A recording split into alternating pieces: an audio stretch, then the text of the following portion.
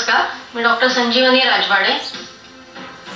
पचण्यासाठी अतिशय उत्तम परंतु प्रोटीन्सच्या दृष्टीने सुद्धा अतिशय उत्तम असलेली डाळ म्हणजे मुगाची डाळ, जी आपल्याकडे बऱ्याच वेळेला आपण घरामध्ये वापरतो। त्या डाळीविषयी आज थोडंसं अधिक जाणून घेऊया।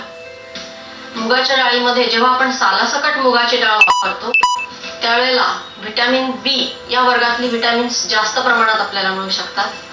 शिवाय त्यातल्या फायबर्सचा सुद्धा आपल्याला उपयोग होऊ शकतो।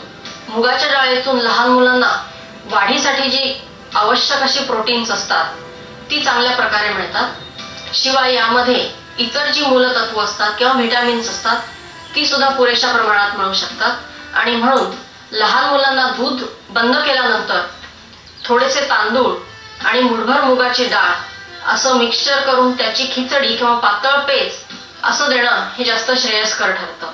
आजारी माणसांना सुद्धा आजारातून उठल्यानंतर आपण मुगाच्या डाळीचं पाणी किंवा मुगाच्या डाळीपासून बनवलेलं सूप करून देऊ शकतो। त्यामध्ये आणखीन आपल्याला पाचक तत्व निर्माण होण्यासाठी थोडंसं आपण जिरेपूड, मिरेपूड आणि हिंग असं घालून जर आजारी माणसांना दिलं तर ते जास्त श्रेयस्कर होऊ शकतं। म्हणूनच मुगाची डाळ ही आपल्या आजारपणात आपण वेगवेगळ्या तऱ्हेने तर वापरावीच, परंतु आजारी नसताना सुद्धा आपण त्याचे उपयोग आपल्या शरीरासाठी करून घ्यावे।